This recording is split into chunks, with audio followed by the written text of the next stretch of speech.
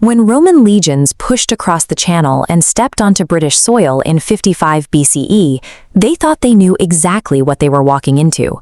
They expected an isolated island populated entirely by simple, blue-painted savages. Julius Caesar's official dispatches back to Rome locked this image into the historical record. He described the interior inhabitants as a pastoral, uncultured people, perfectly casting them as a lesser population in need of Rome's civilizing influence. The physical reality of the island contradicted him completely. The legions did not march into an empty, primitive wilderness. They walked into a meticulously organized landscape dominated by megalithic structures so massive they made Roman mathematicians uncomfortable. Read Caesar's Gallic Wars, and you will not find a single sentence describing Stonehenge, Avebury, or Silbury Hill. These colossal monuments were fully intact and visible across the plains during his campaigns, and he chose to ignore them. The silence was entirely political. The Roman imperial project relied on the assumption that they were bringing order to the dark, chaotic edges of the world.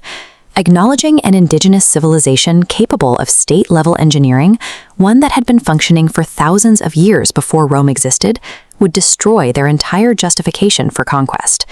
To understand what the Romans ignored, look at the earthworks. Silbury Hill is a conical mound rising 40 meters above the surrounding landscape. Its builders used concentric rings of chalk rubble reinforced with a clay core to prevent collapse, a highly advanced structural engineering technique that would not be reinvented in Europe for centuries. A few miles north sits the Avebury Henge. To create its immense circular boundary, the builders excavated an estimated 200,000 tons of solid chalk bedrock. They did this entirely by hand, relying on antler picks and ox shoulder blade shovels, long before metal tools or wheeled vehicles reached the island.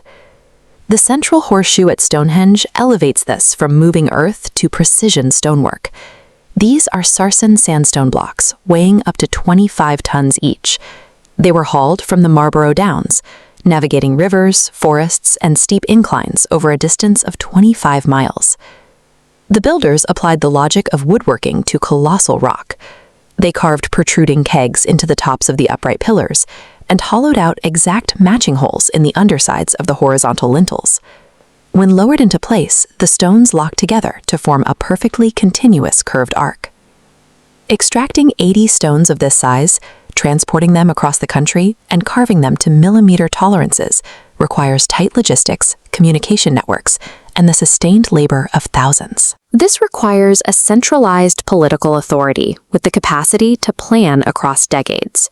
These complexes also served a precise scientific function. They are massive architectural instruments, built by people who mapped the sky. Take Newgrange in Ireland, part of the same Atlantic megalithic tradition. It features a precisely engineered roof box above the main entrance. During the winter solstice, the rising sun aligns with this opening, firing a beam of light down a 19-meter passage to illuminate the chamber floor. The math gets even more demanding in the Outer Hebrides of Scotland. The Callanish standing stones were erected around 2900 BCE, and their geometry focuses squarely on the complex movements of the moon. Callanish targets an astronomical event known as the Major Lunar Standstill. Once every 18.6 years, the moon reaches its extreme lowest point on the southern horizon. During this narrow window, the architecture aligns flawlessly with the moonrise. You cannot align 20-ton stones to a rare event by accident. It requires an unbroken chain of observation, data recording, and mathematical prediction across multiple generations. Melting observational astronomy with heavy architectural engineering proves we are looking at a rigorous scientific tradition operating on the British Isles thousands of years before the classical world took shape. This creates a logistical problem. Without a written language, how does a society store centuries of mathematical and astronomical data without it degrading? The Roman accounts hold the answer. The specialists they encountered and called the Druids were the intellectual class of this society.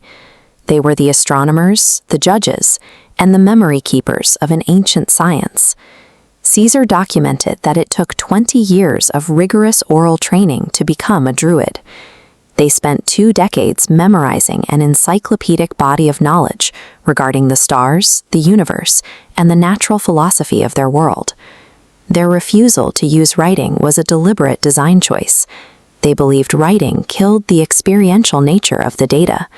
This knowledge was meant to be lived, practiced physically, and tied permanently to the geography of the monuments. The Druids functioned as the biological hard drives of prehistoric Britain. They maintained an alternative framework of authority and deep-time knowledge that directly threatened Rome's ability to govern the island. Rome was highly experienced in absorbing local religions, but a super-tribal, deeply rooted intellectual network was an existential threat. Since it could not be co-opted, the Roman administration decided it had to be eradicated. This policy culminated in 60 CE on the island of Anglesey. Roman legions systematically massacred the Druids, cutting down the specialists, burning their sacred groves in an explicit military operation to wipe the civilization's memory banks clean. You can eliminate the specialists, but you cannot easily execute a landscape. The physical footprint of the culture remained inscribed deep into the chalk hills and river valleys of the island. As the Romans laid out their strict administrative grids, built their roads, and established their towns, they were constantly forced to weave their empire around massive henge ditches and earthen long barrows that stubbornly refused to disappear. This is a direct overhead map of Stonehenge today. Modern aerial mapping, LiDAR, and ancient DNA analysis are finally stripping away the imperial propaganda, exposing dense settlement networks and precise geometric layouts extending for miles beyond the stones themselves.